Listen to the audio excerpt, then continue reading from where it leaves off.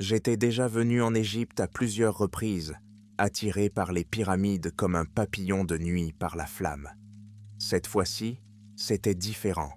Les chuchotements dans la communauté archéologique parlaient en moi de nouvelles découvertes, de lectures étranges sous le sable. De vieilles rumeurs circulaient au sujet des pyramides, affirmant qu'elles n'avaient pas été construites par la main de l'homme, mais par quelque chose de bien plus ancien. La plupart des gens les considéraient vagues comme du folklore, mais je ne pouvais ignorer le sentiment tenace que quelque chose était enterré là, quelque chose de caché pour des raisons oubliées depuis longtemps.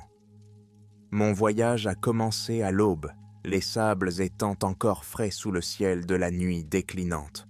Je me rendis à Gizeh, seul, comme toujours. Je voulais que rien ne vienne troubler mon esprit, qu'il n'y ait pas d'autre bruit que celui, silencieux, de mes bottes qui glissaient sur le sable. Lorsque j'atteignis la grande pyramide, elle se dressa au-dessus de moi, comme une ombre sur le soleil levant. Pendant des années, j'ai étudié cette ancienne structure, escaladé ses parois abruptes et exploré ses profondeurs. Pourtant, je n'arrivais pas à me défaire du sentiment qu'elle cachait quelque chose qui dépassait tout ce que nous avions découvert jusqu'à présent. En m'approchant, j'ai remarqué que l'étrange appareil que j'avais apporté, le dernier cri en matière de technologie de pénétration du sol, commençait à émettre des bips d'une fréquence inhabituelle. Je l'ai posé, j'ai réglé les paramètres, j'ai regardé l'écran pulser, montrant de faibles contours qui laissaient entrevoir des chambres et des passages enfouis, loin sous la pyramide. Je m'agenouillai dans le sable, fixant l'écran. Mon esprit s'emballait, tandis que j'essayais de comprendre ce que je voyais. Il y avait quelque chose là-dessous, quelque chose d'énorme, qui s'étendait dans toutes les directions. Les motifs sur l'écran ne ressemblaient pas à des pièces ou à des couloirs, mais à quelque chose d'autre, quelque chose de presque mécanique par nature. Mon cœur battait la chamade, tandis que je regardais fixement, pris par l'attraction d'un mystère plus ancien que la civilisation humaine. Je sus alors que je devais aller plus loin pour découvrir ce qui se cachait sous le sable. Je n'étais pas le premier à chercher des réponses ici, mais cette fois, j'étais certain d'en être plus proche que quiconque ne l'avait jamais été. Alors que le soleil s'élevait, projetant de longues ombres sur le sable, je me préparais à la descente. J'avais passé des années dans ces déserts, mais aujourd'hui, je me sentais différent, comme si quelque chose m'observait, m'attendait. Je m'approchais d'une entrée moins connue de la grande pyramide, cachée à la vue de tous, juste une petite ouverture près de la base. La plupart des visiteurs ne l'ont jamais remarqué, mais je l'ai emprunté plusieurs fois. Aujourd'hui, cependant, ma destination était différente. J'allais plus profondément que jamais. Le passage se rétrécit au fur et à mesure que j'avance. L'air est épais et moisi. Ma lampe de poche traversait l'obscurité, éclairant des murs grossièrement taillés qui n'avaient probablement pas vu de visiteurs depuis des siècles. Le silence était si complet qu'il semblait artificiel, un silence épais, presque tangible, qui rendait chaque respiration bruyante. Après ce qui m'a semblé être des heures, le couloir s'est ouvert sur une vaste chambre, et je me suis figé. Devant moi se dressait un autel de pierre, ancien et usé, entouré de sculptures bien plus complexes que tout ce que j'avais pu voir dans la pyramide. Des symboles tapissaient les murs, se tordant et tourbillonnant dans des motifs qui me donnaient la chair de poule. Ce n'étaient pas des hiéroglyphes égyptiens, c'était autre chose, quelque chose de plus ancien, de plus primitif. Je m'approchais, ma lampe de poche révélant un léger contour dans le sol de pierre près de l'autel. C'était une trappe, circulaire et couverte de poussière, qui se fondait parfaitement dans la pierre. Je balayais la poussière et remarquais que des symboles étaient gravés sur le pourtour de la trappe, semblables à ceux des murs, mais encore plus précis, presque mécaniques. Je sentis mon pouce s'accélérer, un mélange de peur et de curiosité m'envahissant. Ce qui se trouvait sous cette trappe avait été caché pour une bonne raison. Mais après toutes ces années, toutes ces recherches, je ne pouvais pas m'arrêter maintenant. Prenant une profonde inspiration, j'agrippai le bord de la trappe et tirai. Elle bougea doucement, comme si elle avait attendu que quelqu'un l'ouvre. Lorsque la trappe s'est soulevée, j'ai senti une bouffée d'air froid monter d'en bas, emportant avec elle l'odeur de quelque chose d'ancien, quelque chose qui avait été isolé du monde depuis plus longtemps que la mémoire humaine. Une échelle descendait dans l'obscurité et je ne voyais pas le fond. Ma lampe de poche perçait à peine le vide, projetant de faibles ombres sur les murs de pierre brute. Je m'agrippais à l'échelle et commençais ma descente, sentant le poids des siècles s'abattre sur moi à mesure que je m'enfonçais dans l'inconnu. L'échelle grinça au fur et à mesure que je descendais, le son étant étouffé par l'épaisse obscurité qui m'entourait. Je comptais chaque pas, essayant de suivre la profondeur, mais après ce qui me semblait être des centaines d'échelons, je perdis le compte. Ma lampe de poche vacillait, jetant une lueur inégale qui éclairait à peine les murs de pierre autour de moi. Ici, sous la pyramide, l'air était différent, plus froid, plus épais, comme si je quittais le monde que je connaissais pour en pénétrer un autre, plus vieux et plus sombre. Enfin, mes pieds touchèrent pour la terre ferme. Je fis quelques pas prudents, balayant le sol de ma lumière. Je me trouvais dans un long et étroit couloir bordé de dalles de pierre, chacune gravée de ces étranges symboles. Les murs semblaient absorber la lumière, projetant tout dans une lueur terne et fantomatique. Alors que j'avançais, je remarquai quelque chose d'étrange. Les pierres, sous mes pieds, étaient disposées selon une grille précise. Leur surface était lisse et usée, comme si elles avaient été polies par des mains oubliées depuis longtemps. Cela ne ressemblait à rien de ce que j'avais pu voir dans les anciennes structures égyptiennes. Il ne s'agissait pas simplement d'une chambre funéraire ou d'une zone de stockage. C'était quelque chose d'autre, quelque chose de méticuleusement conçu. Le couloir s'ouvrait sur un espace caverneux. Ma lumière atteignait à peine les murs les plus éloignés, mais je pouvais distinguer de faibles formes dans l'ombre, des piliers massifs et imposants qui s'élevaient dans l'obscurité. Ils semblaient presque trop parfaits, comme s'ils n'avaient pas été sculptés, mais assemblés, chaque pièce s'emboîtant dans la suivante avec une précision peu naturelle. Au centre de la pièce se trouvait un grand socle de pierre, dont la surface était lisse et vide, à l'exception d'un seul objet posé dessus. En m'approchant, j'ai senti un étrange bourdonnement vibrer dans l'air, une énergie basse et pulsée qui semblait émaner du socle lui-même. Sur le socle reposait un petit appareil métallique, élégant et inconnu, qui ne ressemblait à rien de ce qui aurait pu exister dans l'Égypte ancienne.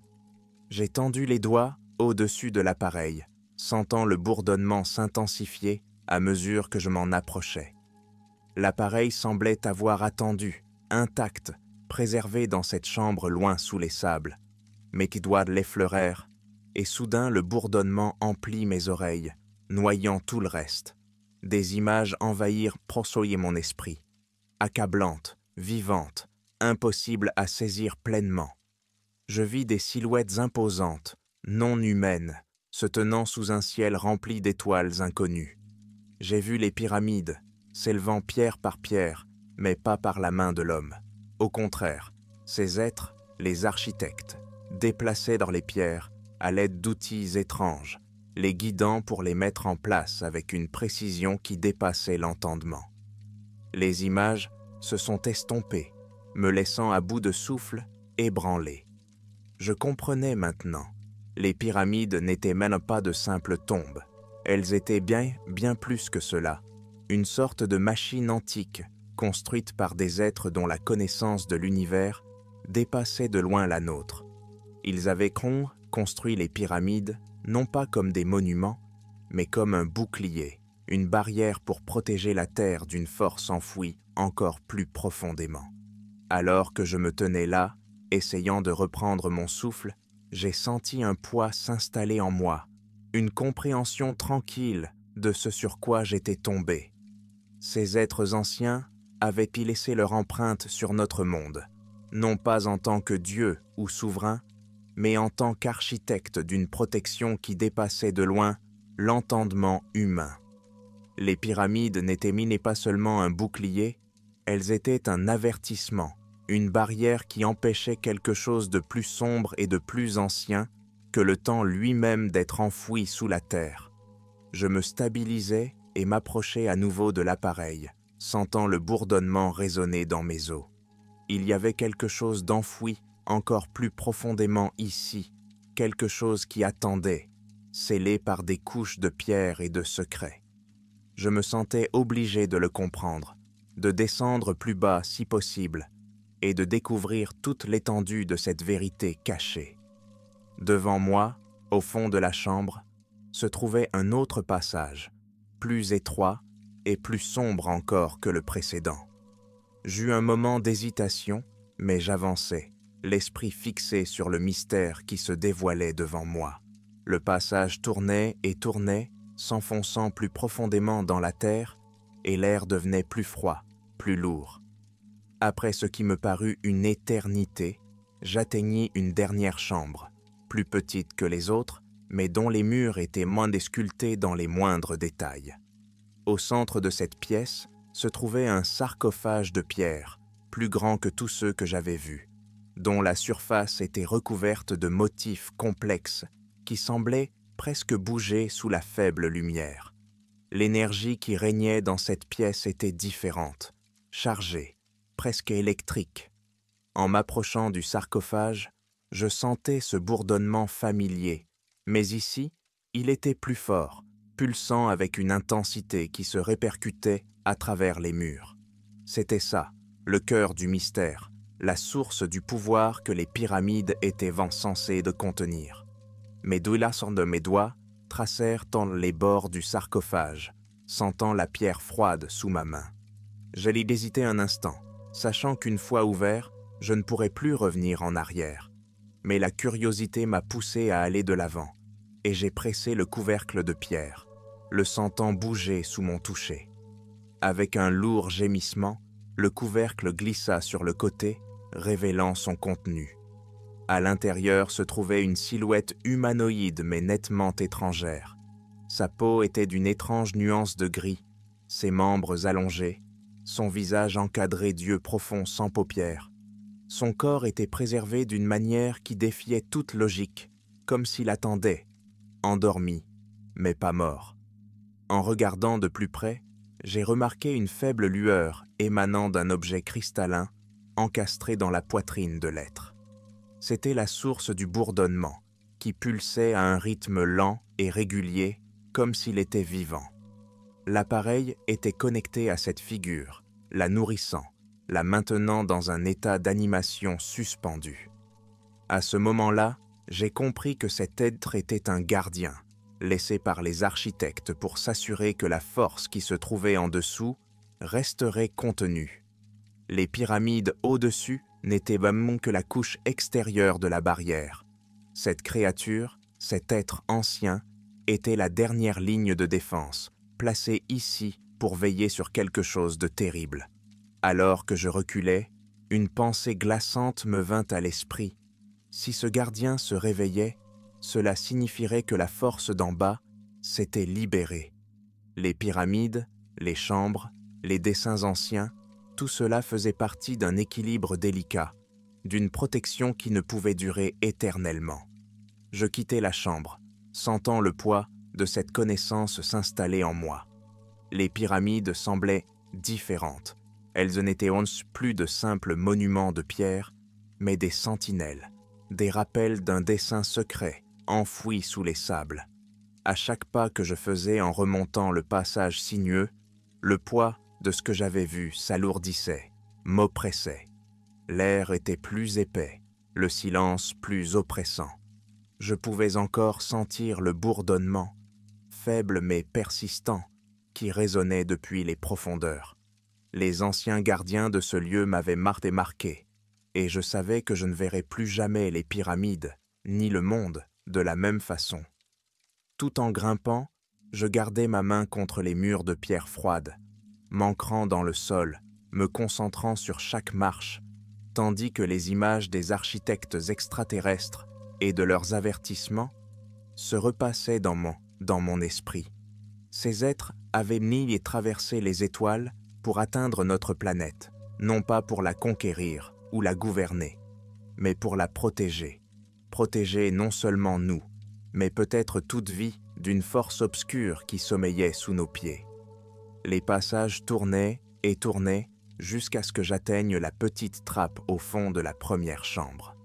Le faisceau de ma lampe de poche a détecté des gravures familières et j'ai lâché un souffle que je n'avais pas réalisé. J'étais plus proche de la surface, plus proche de la lumière du soleil, et pourtant les secrets que je portais me semblaient être un poids invisible, un fardeau ancien. Je me suis hissé par la trappe et j'ai remis le couvercle en place, laissant la poussière retomber sur lui, comme pour effacer le chemin que j'avais parcouru. La pyramide au-dessus se tenait silencieuse, ses pierres éternelles et immobiles, son but caché au monde. Je suis sorti de l'entrée de la pyramide au moment où l'aube se levait sur les sables, projetant de longues ombres sur le désert. Je me suis retourné pour regarder la grande pyramide, dont les contours se découpaient sur le soleil levant. Le monde autour de moi semblait vivant, vibrant, mais c'était comme si j'avais pénétré dans une autre réalité. Un monde où des forces anciennes et des êtres interstellaires avaient jamais laissé leur empreinte, façonnant tranquillement le cours de l'histoire humaine dans l'ombre. Je savais que je ne pouvais dire à personne ce que j'avais vu. Qui me croirait? Ces mystères étaient censés rester enfouis, gardés par la pierre et le silence. Les êtres qui avaient construit ces structures nous avaient laissé un héritage de protection, un rappel que certaines vérités sont trop grandes, trop dangereuses pour être révélées. En m'éloignant, j'ai senti le bourdonnement s'évanouir dans ma mémoire, rappel constant de la force obscure qui attendait sous le sable. Les pyramides resteraient, gardiennes silencieuses d'un secret plus ancien que notre compréhension. J'ai quitté l'Égypte ce jour-là, emportant avec moi le poids d'une vérité que je ne partagerai jamais, sachant que ce qui se cachait sous la terre était bien plus grand que tout ce que l'on pouvait imaginer. Alors que je reprenais l'avion pour retourner dans mon propre monde, j'ai regardé une dernière fois les pyramides à l'horizon.